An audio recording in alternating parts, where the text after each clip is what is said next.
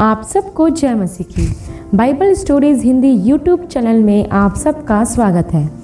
आज मैं आपके लिए अय्यूब की कहानी का संक्षिप्त विवरण लेकर आई हूँ। इससे पहले कि हम आगे बढ़े, आप हमारे चैनल को सब्सक्राइब, वीडियो को लाइक और शेयर करना ना भूलिए।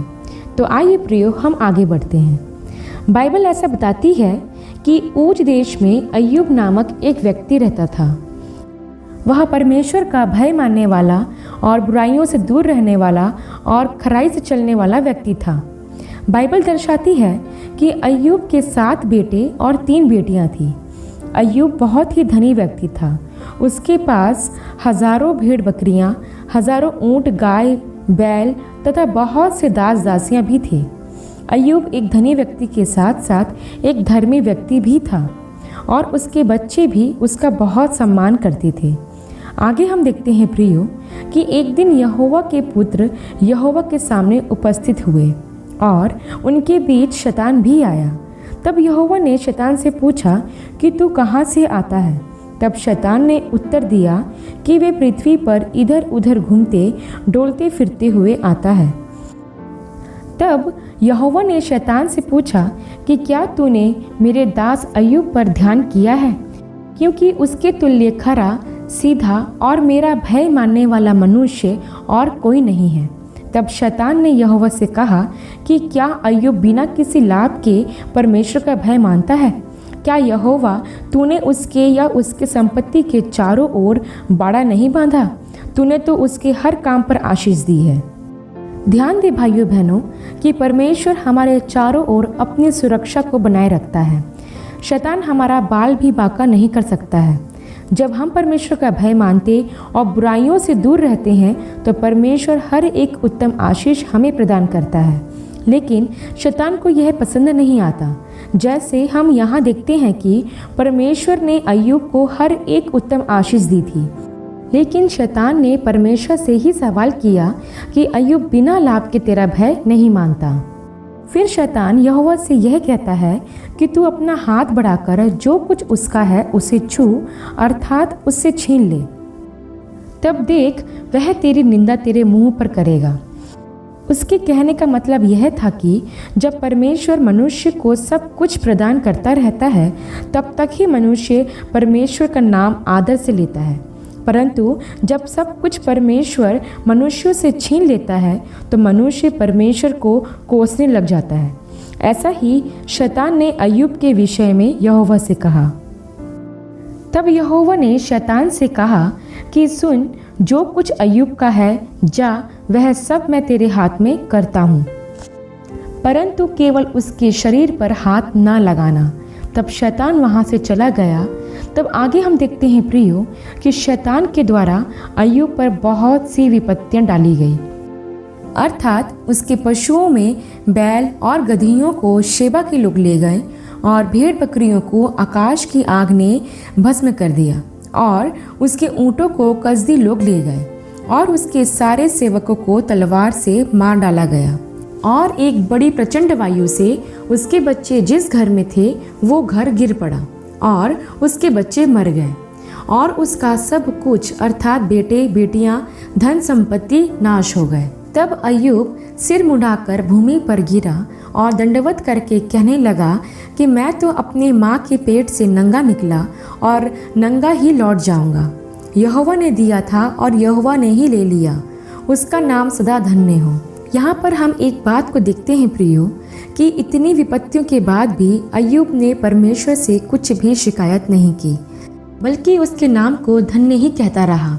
तब आगे हम देखते हैं प्रियो, फिर से यहोवा के सामने शैतान उपस्थित हुआ तथा फिर यहोवा ने पूछा कि तू कहाँ से आता है? फिर से शैतान ने उत्तर दिया कि वे पृथ्वी पर इधर उधर घूमते डोलते फिरते आता है। तब यहोवा ने फिर से शैतान से कहा कि तूने मेरे दास अय्यूब को अब भी देखा कि तूने मुझे उसका सब कुछ सत्यानाश करने को उभारा, तब भी वह अब तक अपनी खराई तथा धार्मिकता में स्थिर बना रहा। तब शैतान ने यहोवा से कहा कि मनुष्य अपने प्राण के बदले अपना सब कुछ दे देता है, इसलिए केवल अपना हाथ बढ़ाकर उसके मांस और हड्डियों को छू, तब वह तेरे मुंह में निंदा करेगा। तब फिर से यहोवा ने कहा कि उसका शरीर मैं तेरे हाथ में देता हूँ, परंतु उसके प्राण को कोई हानि न देना। यहाँ एक सीखने की बात है कि परमेश्वर की इजाज़त के बिना शैतान हमारे प्राण की कुछ हानि नहीं कर सकता। फिर आगे हम देखते हैं कि शैतान ने अय्यूब को सिर से लेकर पांव तक बड़े बड़े फोड़े कर दिए। तब अय्यूब को शारीरिक पीड़ा सहनी पड़ी। तब वहाँ अय्यूब की पत्नी आई और उससे कहने लगी कि अब भी आप परमेश्वर में खराई से चलते रहेंगे, अब तो परमेश्वर की निंदा करो। तब अय्यूब ने अपनी पत्नी से कहा, तू एक मूढ़ स्त्री है जो ऐसा कहती है।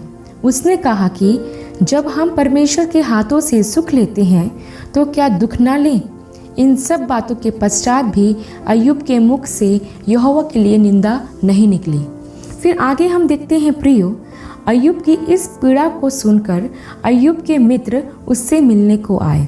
उसके मित्रों का नाम था एलीपज, बिल्दद और सोपर। जब उन्होंने अय्यूब की दशा देखी तो वह उसके साथ विलाप करने को भूमि पर बैठे तथा उन्होंने अय्यूब पर कुछ सवाल उठाए। एलीपज ने अय्यूब की वफादारी तथा ईमानदारी पर सवाल उठाए। उसने कहा कि मनुष्य परमेश्वर के किसी काम का नहीं। उसने कहा, तू परमेश्वर के साथ वफादार नहीं होगा। उसने अय्यूब की ईमानदारी में संदेह किया, इसलिए तेरे साथ ऐसा हुआ। फिर अय्यूब का दूसरा मित्र बिल्दद ने अय्यूब से कहा कि अय्यूब ने ज़रूर कोई पाप किया होगा जिसकी वह सज़ा भुगत रहा है, क्योंकि मेरे भाई और बहनों, आज भी ऐसा ही होता है। अगर कोई मनुष्य किसी बीमारियों या तकलीफ़ों से गुजरता है तो हमें ऐसा ही लगता है कि ज़रूर उसने कुछ पाप किया होगा, इसलिए ये बीमारी या परेशानी इसके जीवन में आई होगी। फिर अय्यूब का तीसरा मित्र सोपर ने भी कहा कि अय्यूब ज़रूर बुराई से चल रहा होगा, इसलिए इस पर ऐसी विपत्ति आई। इस प्रकार अय्यूब के मित्रों ने अय्यूब पर इल्ज़ाम लगाए तथा उसे ही दोषी कहा, जिससे अय्यूब को बहुत दुख हुआ। तथा इन सब बातों को सुनने के पश्चात अय्यूब अपने मित्रों के सामने अपनी सफाई देने लगा कि वह बुरा मनुष्य नहीं है, वह तो सदा यहोवा का भय मानकर चलता रहा। और ऐसा बताते बताते अय्यूब के मुख से परमेश्वर के लिए कुछ शिकायतें भी निकली। तब आगे हम देखते हैं प्रियो कि यहोवा ने आंधी के द्वारा अय्यूब से बातें की तथा उसे उत्तर दिए उसके शिकायतों व सवालों का। यहोवा ने सृष्टि की स्थापना तथा उस पर चल रहे जीवन की कुछ बातें उसे बताई, जैसे पृथ्वी बिना किसी सहारे के टिकी है। यहोवा ने कहा, जब मैंने पृथ्वी की नींव डाली तब तू कहाँ था? उसी प्रकार यहोवा ने समुद्र, आकाश, बादल, संपूर्ण सृष्टि के उदाहरण दे देकर अय्यूब को समझाया। इन सब बातों को जानने के लिए आप अय्यूब के पुस्तक के 38 अध्याय से 41 अध्याय तक पढ़ सकते हैं। तब आगे हम देखते हैं प्रियो, यह सब कुछ सुनकर समझकर जो यहोवा ने कहा था, अय्यूब ने पश्चाताप किया और कहा, जिस सुसमाचार को मैंने सुना था आज उसे मैंने देख लिया। किस प्रकार सृष्टि का कर्ता और रचने वाला तू ही है। आगे हम देखते हैं प्रियो, यहोवा का क्रोध अय्यूब के मित्रों के ऊपर भड़का, क्योंकि उन्होंने अय्यूब के लिए गलत धारणाएं की और उसे भरमाया भी। तथा यहोवा ने उन्हें बलि कर पश्चाताप करने को कहा। और यहोवा ने उसके मित्रों से कहा कि जब अय्यूब तुम्हारे लिए प्रार्थना बलि करेगा तभी मैं उसे ग्रहण करूँगा, मतलब उनकी पश्चातापी प्रार्थना को। यह परमेश्वर का कार्य है भाई बहनों, कि जो लोग अय्यूब की निंदा कर रहे थे, उस पर दोष लगा रहे थे, वही उससे प्रार्थना करवाने पहुँच गए। ऐसा ही हमारे जीवनों में भी होता है। जो लोग हमारी निंदा करते हैं, हमें बुरा भला कहते हैं, हमें अपमानित करते हैं, हम पर दोष लगाते हैं, यदि हम अपने कामों में निष्कलंक हैं और परमेश्वर के विरुद्ध कुछ गलत नहीं करते हैं, तो परमेश्वर ऐसे लोगों को हमारे सामने लेकर आता है, अर्थात ऐसे लोगों को निंदित करता है और उन्हें स्वयं अपने किए पर पछतावा होता है। प्रियो, हमारा परमेश्वर धर्मियों की प्रार्थना को सुनता है यह बात जैसे अय्यूब के मित्रों पर प्रकट हुई, वैसे ही हम भी अगर परमेश्वर के मार्गों पर बने रहें और अपने जीवन से अगर प्रभु को दुख ना दें, तो हमारा प्रभु हमारी धार्मिकता को लोगों पर प्रकट करता है। तब आगे हम देखते हैं, अय्यूब ने एक वेदी बनाकर अपने मित्रों के लिए और अपनी चंगाई के लिए परमेश्वर से प्रार्थना की। और उसके बाद हम देखते हैं प्रियो, कि जो कुछ अय्यूब का विपत्तियों में खो गया था, परमेश्वर ने उसका 2 गुना भाग उसे लौटा दिया। और उसका जो कुछ था, धन संपत्ति, बच्चे, परमेश्वर की ओर से मिले, जो कि बहुत ही सुंदर थे। यह आशीष परमेश्वर की ओर से अय्यूब को मिली, क्योंकि अय्यूब की जो परीक्षा हुई उसमें वो खरा निकला। बाइबल कहती है प्रियो, याकूब की पत्री 1 अध्याय 12 वचन में, कि धन्य है वह मनुष्य जो परीक्षा में स्थिर रहता है, क्योंकि वह खरा निकलकर जीवन का वह मुकुट पाएगा जिसकी प्रतिज्ञा प्रभु ने अपने प्रेम करने वालों को दी है। जब हम भी अपने जीवन में परीक्षाओं में स्थिर रहते हैं, तो भले ही हमारा सब कुछ हमसे क्यों ना छीन गया हो, परमेश्वर उसका कई गुना हमको वापस लौटा देता है। इसलिए हमें अय्यूब के जैसे धैर्य से काम लेने की आवश्यकता है। आशा करती हूँ प्रियो कि अय्यूब का जीवन आप लोगों के लिए प्रेरणादायक रहा होगा और आप लोग इस कहानी के द्वारा आशीष पाए होंगे। अब हम आपसे विदा लेते हैं।